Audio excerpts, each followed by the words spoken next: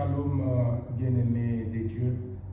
La méditation de ce matin est tirée de Matthieu chapitre 5, versets 13 à 16.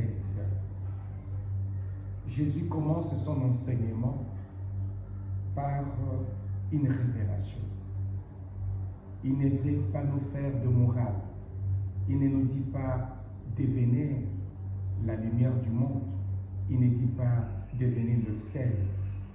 Il ne nous fait pas de la morale. Jésus tout simplement nous dit, il nous révèle que nous sommes la lumière, que nous sommes du sel. C'est une révélation. Chers frères et sœurs, ne cherchez pas à regarder, à passer tout le temps à regarder au ciel, attendant quelque chose. Non, tu as toutes les potentialités en toi. Voilà pourquoi cet enseignement de Jésus commence par nous révéler que nous sommes la lumière, que nous sommes le sel.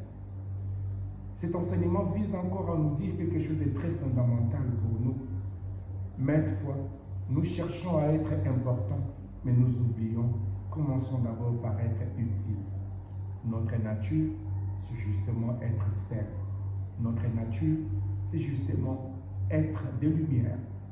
C'est quand tu es lumière, quand tu es sel, partout où tu es, que les gens te porteront envie. On aura envie de toi. Tu seras important, d'abord parce que tu es. C'est l'être qui brille sur la voie. L'importance, ça viendra après. Mais d'abord, soyons utiles, car c'est par là que nous sommes appelés.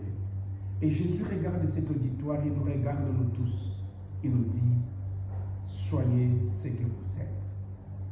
Devenez ce que vous êtes. Faites l'effort d'être ce que vous êtes. Vous êtes la lumière, vous êtes le sel. Chers frères et sœurs,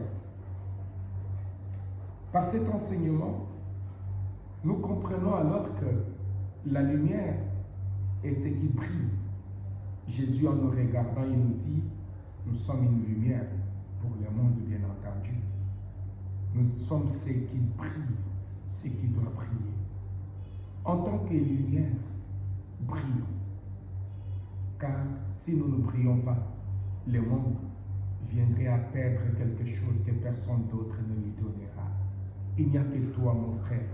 Il n'y a que ta lumière qui puisse éclairer le monde. Et Dieu nous a créés dans ce monde. Il nous a placés dans ce monde comme des lumières. Soyez lumière.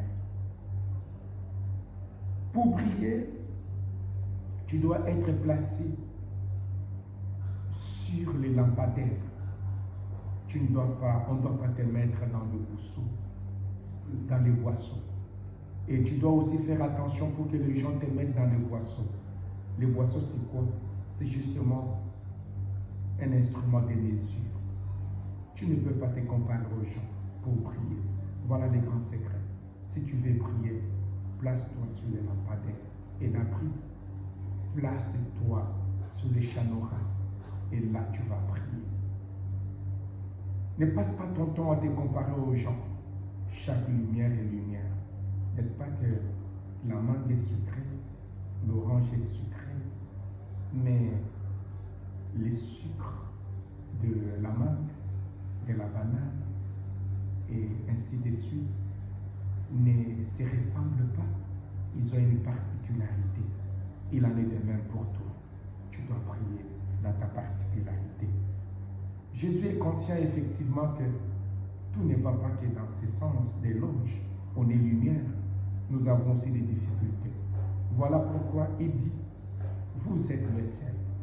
Nous avons la capacité de faire ressortir le bien qui est dans l'autre.